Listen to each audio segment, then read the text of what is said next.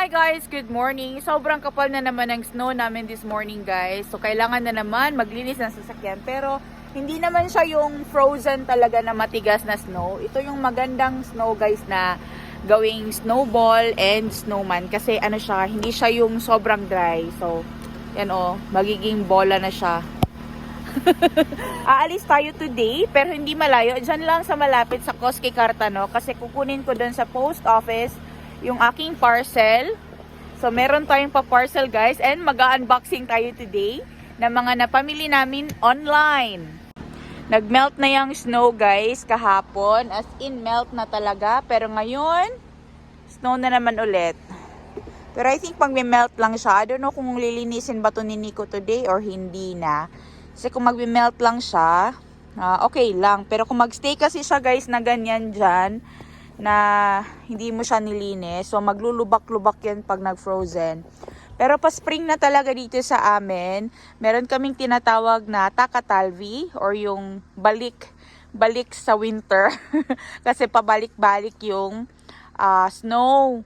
So, muulan ng snow, nagme-melt ng snow, tapos ulan na naman, melt na naman. So, takatalvi ang tawag namin doon. Pero definitely, papunta na tayo sa spring kasi malapit na ang Easter. Marami na ring mga ibon na nagsibalikan dito sa Finland guys. Galing sa kanilang holiday doon sa south. And every morning, maririnig na talaga namin yung huni ng mga ibon kapag umaga. Napakaganda pakinggan.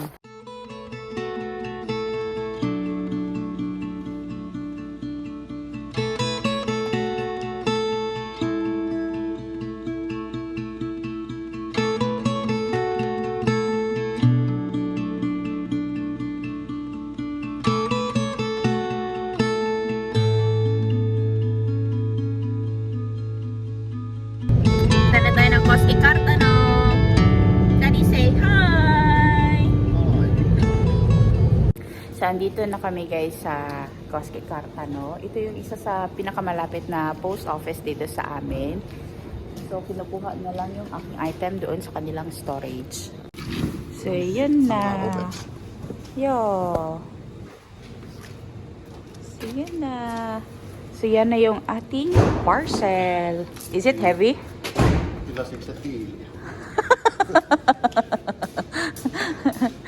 So, mabigat daw guys. Dapat kahapon ko yan kukunin guys. Sabi ko kay Nico, hindi ko kayang bitbitin kasi mabigat.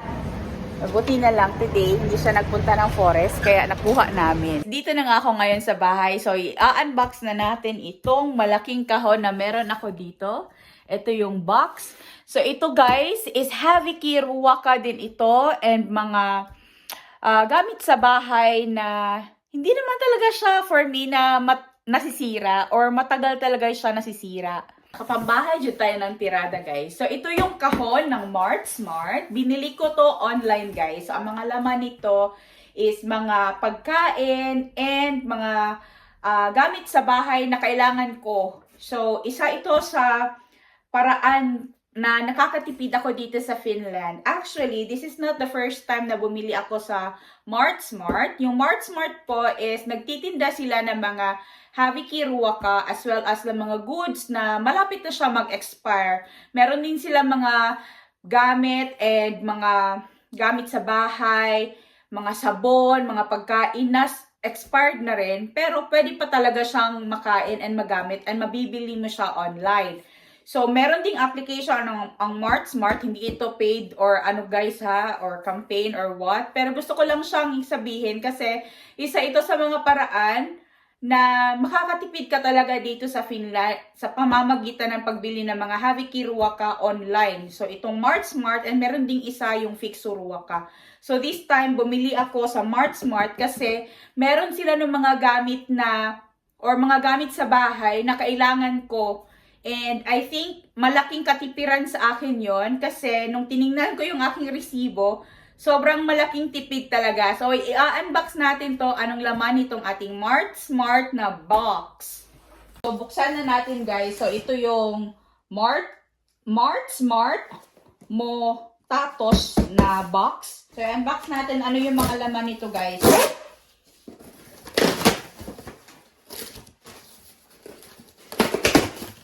So, ito yung laman ng aking box, guys. Galing sa Mart Smart. Yan, kita nyo ba? Sobrang daming sabon, guys. Kasi medyo mura kasi siya doon. Naka-sale siya. Kaya binili ko. Hindi naman nasisira yung sabon, di ba? So, meron tayo ditong chips. Mga sabon. Marami ako mga sabon dito, guys, na ano ito? 932 ml na sabon panglaba.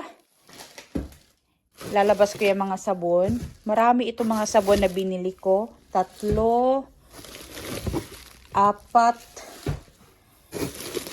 5. Ang ganda ng pagkakabalot nila. Sineparate talaga nila yung mga sabon ba. 6, 7. O, diba? Magtatayo na talaga ako nito ng ano, guys. Ng laundry shop. Tapos, ito is panglinis din ito ng bahay. Ay, haluan mo lang siya ng tubig. Tapos, pwede na siyang panglinis kahit saan. Sa sahig, sa table. Basta kahit saan, guys. Ulays or yung para sa lahat. Ito, pang normal siya na panglinis ng bahay. Tapos, meron tayo ditong candy. Christmas candy ito, guys. Actually, hindi pa ito expire. Pero, since over, na ito, guys, na hindi na siya in season. And this will expire on 27th of November 2024. So, sobrang matagal pa to. Pero yun nga, ganito nga dito, guys. Kapag out of season na siya, hindi na talaga nila yan nilalagay sa shelf. Tapos, meron tayo ditong chocolate. 2 Tony's na chocolate. Ayan. Tony's na chocolate. Christmas din siya, guys, yung kanyang theme. Kaya, andun siya sa Heavy Key, sa Mart Smart na Heavy Key. Kasi nga, hindi na siya in season.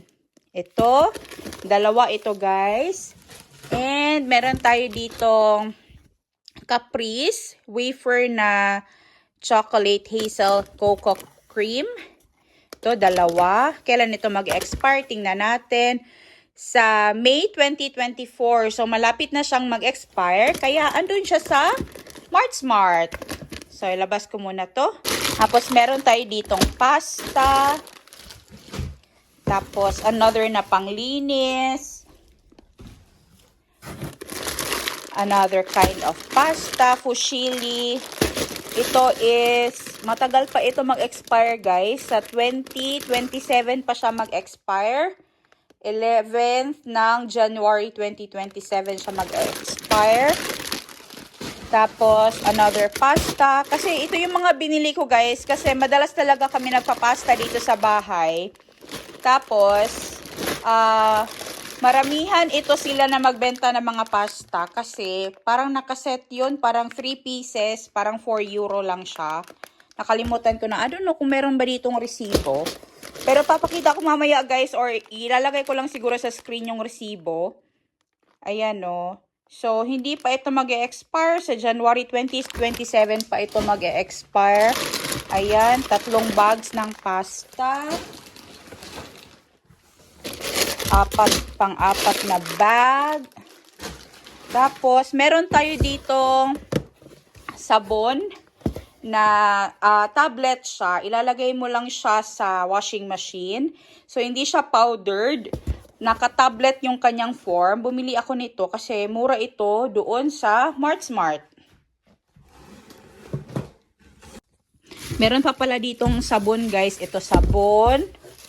Yan. Tapos, meron din ditong waste bag. Kasi dito sa Finland, gumagamit talaga kami ng mga waste bag. And, kailangan talaga na mag-recycle and ayusin yung mga basura, guys. Hindi pwede na ihalo lahat. So, marami akong sabon. Maggawa na talaga tayo nito ng laundry shop. Tapos, Tresemme na coconut oil, aloe vera na shampoo. Tapos, meron pa tayo ditong chocolates, Christmas chocolate. Ito is mag-e-expire siya on 7th ng September 2024. So, 2 ito. Yan. Tapos, meron pa tayo ditong isang Caprice na wafer chocolate. And, meron pa ditong, ano ito? Yung tissue paper. Ito, magamit ito pag meron ako mga party-party. Yan, oh. Tapos, meron tayo ditong Easter chocolate na Lind. Yung Lind, guys, medyo mahal. So, ito is mag-expire siya sa July 2024. Tapos, meron tayo ditong another kind of Cadbury na chocolate. Shout out sa akong ate na naa sa Australia. Tipadal ay may Cadbury dire. Kay ganahan mi og Cadbury. Maraming Cadbury sa Australia, guys. Ito is, kailan ito mag-expire? Mag-expire siya sa May 25, 2024. So, malapit na kaya nasa Haviki. Meron pang isang chocolate na naipit dito, guys. Ito, meron tayong Ritter Sport na white cinnamon crisp na chocolate. Tapos, meron tayo ditong Knorr. Baka naman, ano ba tong Knorr, guys? Ilalabas ko muna tong dalawang box. Nakalimutan ko na ano ito, guys. Ito yung mga tomato sauce. Yeah, this is the tomato sauce. So, hindi pala, coconut milk. Yan. So, meron tayong 4 na coconut milk. Product siya ng Motatos. Ito, kailan ba ito? Recycle Me. Yan. Kailan siya mag-expire? Yeah, this will expire next year pa, guys. Sa 7th ng December. Kahit matagal ito sa aking cabinet, hindi ito masisira. 'Di ba? Motatos Mat Smart. Ayan. So, 4 na coconut milk.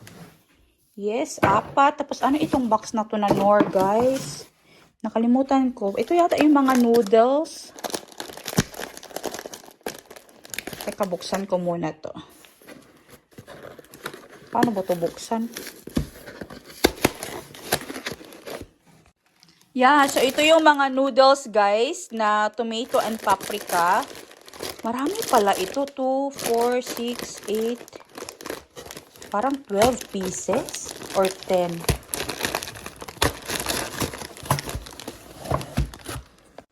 So, ito, meron tayong noodles ito. 2, 4, 6, 8, 10, 11.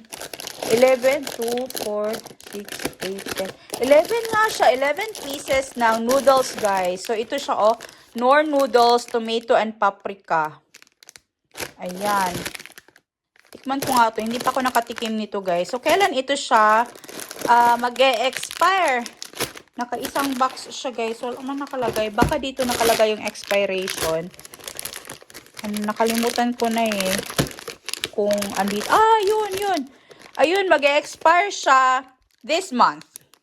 March 2024. 3 is March 2024. Expired na ito, guys, this month. Pa-expire na siya this month. Pero, andun siya sa Mat Smart because this is still good to consume. Diba?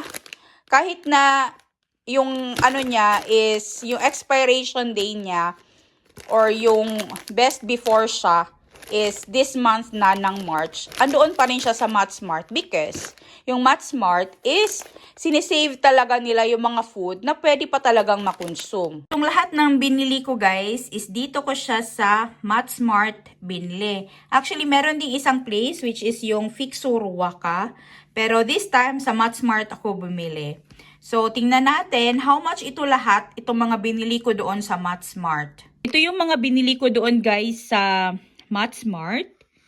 And this is total of, lakihan natin, ito siya. This is total of 65 euros and 41 cents. And free yung kanyang shipping. And I was able to save 48 euros and 2 cents. So this is more than 100 euros itong lahat na andito sa harap ko, guys. But I was able to save 48 euros and 2 cents.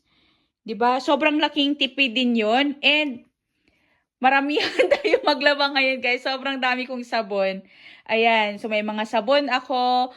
May mga pagkain. May chocolates, snacks, shampoo. May pa-tissue pa. Tapos, may coconut milk. And meron din itong mga wafer na mga pagkain, di ba? Sobrang sulit talaga. And I'm so happy that I was able to buy there. Kasi ito sa mga bagay na usual na binibili ko talaga sa store. But since ngayon meron na, so makakapaglaban na kami. Yung mga damit namin hindi pa talaga nalabhan this week. Kasi hinihintay ko yung mga sabon na yan. So, I don't think so na itong mga sabon is mag-e-expire ito guys. Pero tingnan natin kung meron ba itong expiration date. Tingnan nyo. Wala siyang expiration date. Pero andoon siya sa Matsmart. Yung Matsmart guys, yung mga binibenta nila, it's a different kind of store. You can buy them online sa Matsmart Pistefi or matsmart.fi. Kakabili ka doon ng mga heavy kiruwaka online and as well as mga gamit sa bahay na hindi naman talaga nag-e-expire.